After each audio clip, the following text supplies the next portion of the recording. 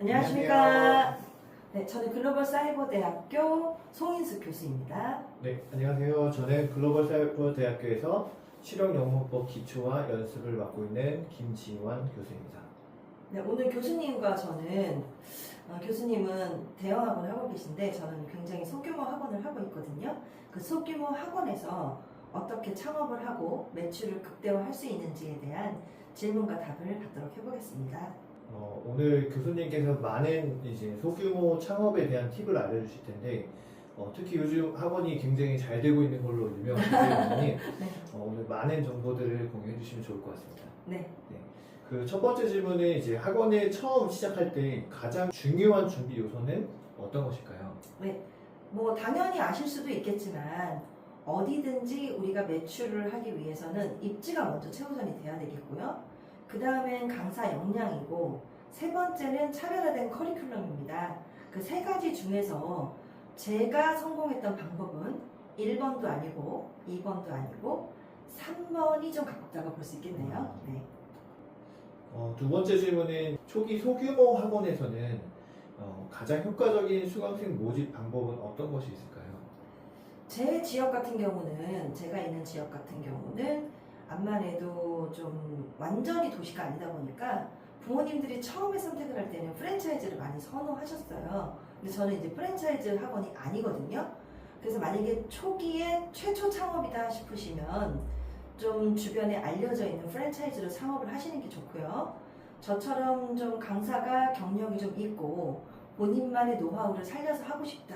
그러면 본인만의 커리큘럼을 가지고 할 수 있으면 좋다고 생각을 하는데 거기에서 저처럼 프랜차이즈가 아닐 경우에는 암만 해도 홍보에 어려움을 많이 겪잖아요. 그래서 초기에 한 6개월 정도는 본인의 학원만의 커리큘럼을 가지고 들어온 학생들을 최대한 케어를 한 다음에 이 학생들이 6개월이면 중간고사나 기말고사 2번 정도 시험을 보게 돼요.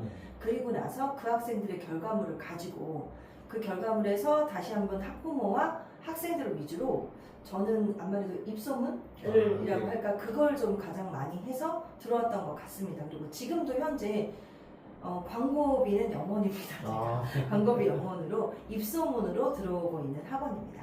그 다음 질문은 소규모 학원에서도 지금 굉장히 높은 매출을 내고 계신데 거기에 대한 핵심 비결은 무엇입니까?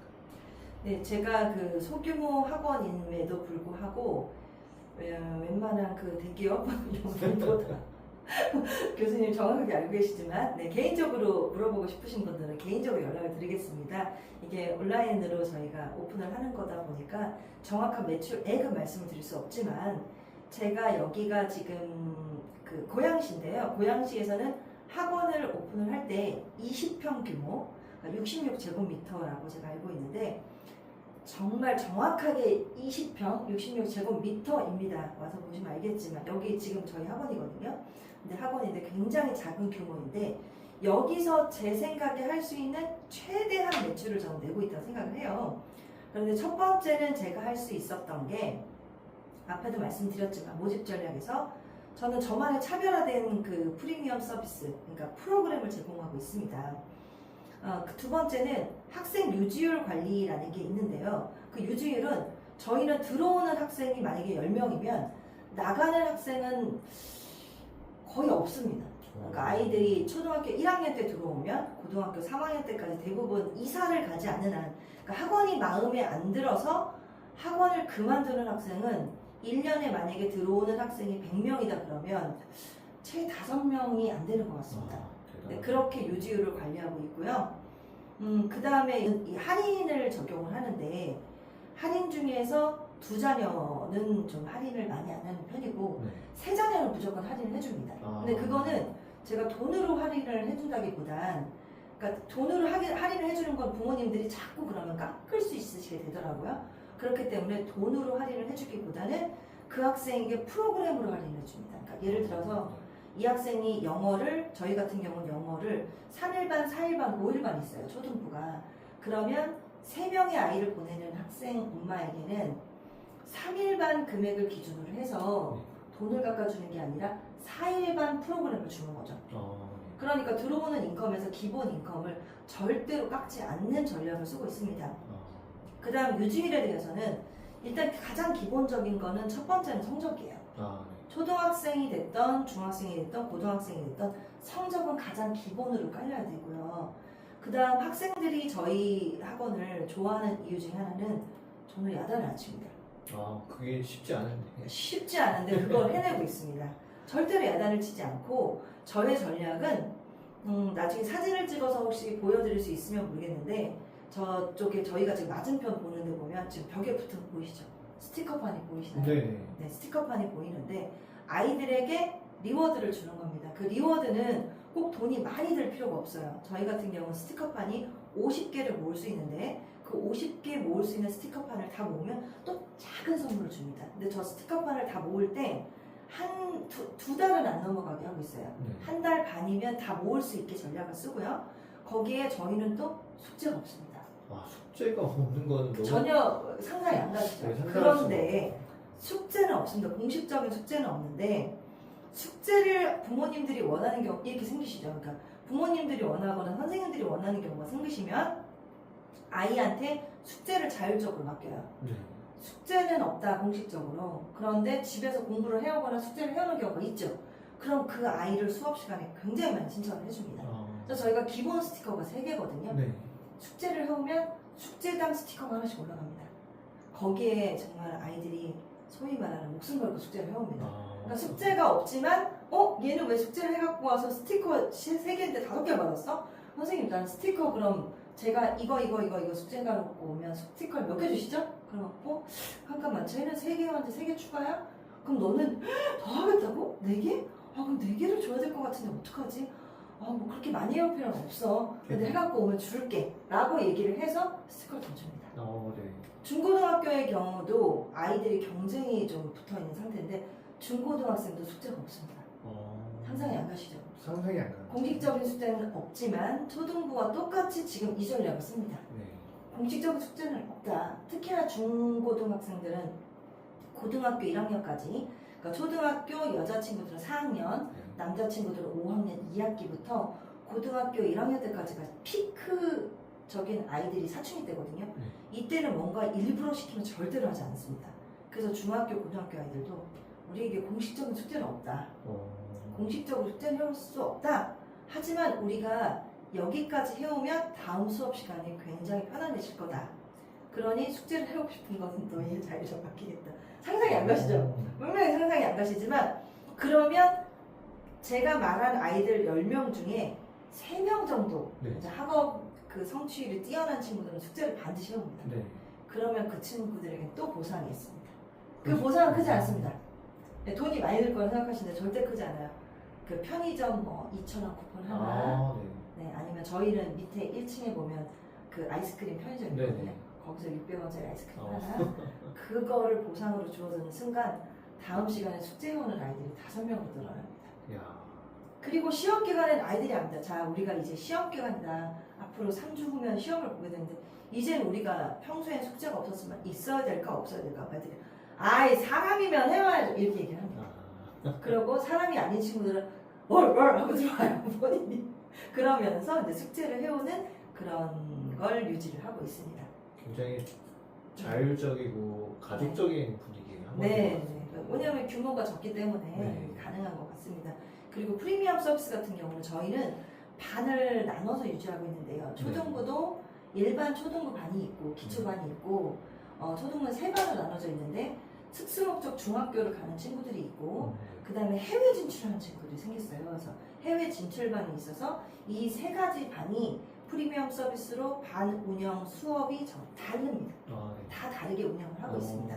그리고 중학생 같은 경우도 일반 내신반이 있고 기초적인 내신반이 있고 그 다음에 두 번째는 특수목적 고등학교를 가는 친구들이 있습니다. 고등부도 역시 마찬가지로 고등학교를 갔는데 일반 고등학교 그 다음에 특수목적 고등학교를 간 친구들이 공부하고 있는 수업이 있어서 프리미엄 서비스가 다르게 운영을 하고 있습니다. 물론 금액도 다릅니다. 그래서 거기에서 차별을 두어서 유지를 하고 있습니다. 매출 극대화에 대한 제가 가지고 있는 팁을 거의 다 드린 것 같습니다. 네. 자, 다음은 수강료 책정이 굉장히 조금 까다로운 부분인데 어떤 기준으로 수강료를 책정하시나요? 수강료 책정은 저희가 보시면 일반 교육청이라고 그러죠. 네. 그래서 고양교육청, 저희 같은 경우 고양교육청인데 거기에 올라가서 보시면 수강료 기준표가 오픈이 되어 있어요. 그 오픈이 되어 있는데 제가 수강료 책정을 고양시를 다 할 수는 없고요. 제가 거기에서 제 주변 학원의 이름을 알고 있잖아요. 그럼 그 주변 학원에 있는 수강료 책정을 내려와서 제가 다운을 받아서 한번 봐요. 그래서 그 다운을 받아서 보고 그거 평균을 한번 내봅니다. 네. 그래서 처음에는 그 학원보다는 조금 제가 높이 했던 것 같습니다. 처음에는. 근데 학원비는 저는 해마다 올리는 학원도 있고 뭐 2년마다 올리는 학원이 있는데 저는 제 기준으로 봤을 때는 5년 기준으로. 그러니까 네. 처음에 책정을 하실 때가 굉장히 중요한 것 같아요. 네. 처음 책정을 하고 그 기준을 5년마다 오르는데 우리가 왜 코로나 기간 같은 경우가 있죠. 네. 근데 만약에 5년이 됐는데 코로나 기간이었다. 전체적으로 분위기가 경제적으로 굉장히 안 좋은 그런 분위기인 경우다. 그럴 경우는 올리지 않습니다. 올리지 않고 다음에나 다음에 좀 이런 말들이 좀 조용할 때 그럴 때 조금 올립니다. 그리고 올리는 금액은 제 생각인데 25,000원 선을 넘지 않게 한 번에 올리고 있어요. 올리고요. 네, 5만원, 10만원 올리는 건 부모님들에게 굉장히 좀 높은 금액이거든요. 네. 그렇기 때문에 그렇게 올리지 않습니다. 학생 수가 적은 상태에서 수익을 안정화하기 위해서는 또 어떤 방법을 사용하셨을까요? 학생 수가 적었을 때 제가 했던 최선의 방법은 아이들 개별 전략이에요. 그래서 저희 초등부 같은 경우 지금 하고 있는 전략인데 초등부 한 명 한 명이 다 다른 프로그램 운영을 합니다. 초등부 네. 반별로요? 네. 반별로가 아니에요. 저희는 반이 없습니다. 네네. 초등부가 들어오는 시간은 초등부가 오후 방과 후 오후 1시 정도 되거든요. 네. 12시 반에서 1시 사이인데 그 시간부터 초등부가 오는 시간은 5시예요. 아마 이것도 좀 헷갈릴 수 있을 텐데 개별적으로 저희 학생들의 연락을 주시면 제가 그걸 자세하게 설명을 드리겠습니다. 초등부는 20명이면 레벨이 20개예요. 네, 30명이면 레벨이 30개고 그러다 보니까 그 학생들이 같은 진도가 단 한 명도 없습니다.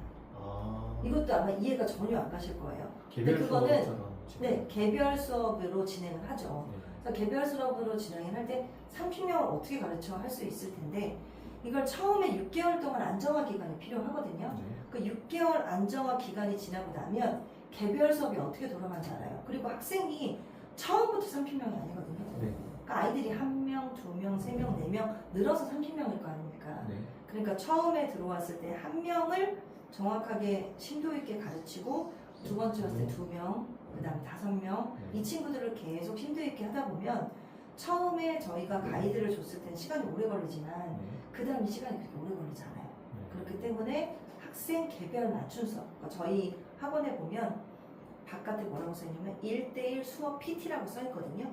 그 전략을 사용합니다. 모든 학생들은 1대1 전략을 갑니다. 요즘 학부모님들이 가장 좋아하는 그렇죠. 방식인 것 같아요. 그러면서 과외비보다 훨씬 싸니까 네. 웬만해도 저희 학원을 선택을 하시고 안 나가시겠죠. 네, 그래서 지금 저희가 송 교수님으로부터 소규모 창업에 대한 많은 노하우들을 듣게 되었는데 교수님 이렇게 많은 정보들을 공유해 주셔서 너무 감사하고 마지막으로 창업을 앞둔 분들에게 해주고 싶은 말이 있을까요? 창업은 실전이고요. 창업에 있어서 가장 중요한 거는 본인만의 노하우를 키우는 방법이라고 생각을 합니다. 프랜차이즈를 하시는 분들도 중간에 많이 문을 닫으시는 경우를 봤거든요.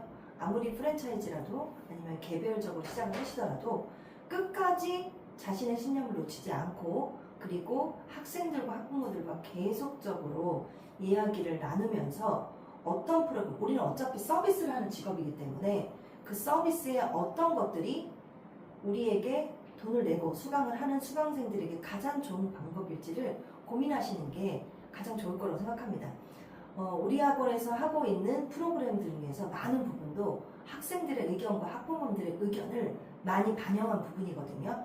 그 점 잊지 마시고 1대1 PT로 소규모로 창업해서 저보다 더 많은 매출 극대화를 누리시길 바라겠습니다. 이상 글로벌 사이버대학교 송인숙 교수였습니다. 감사합니다.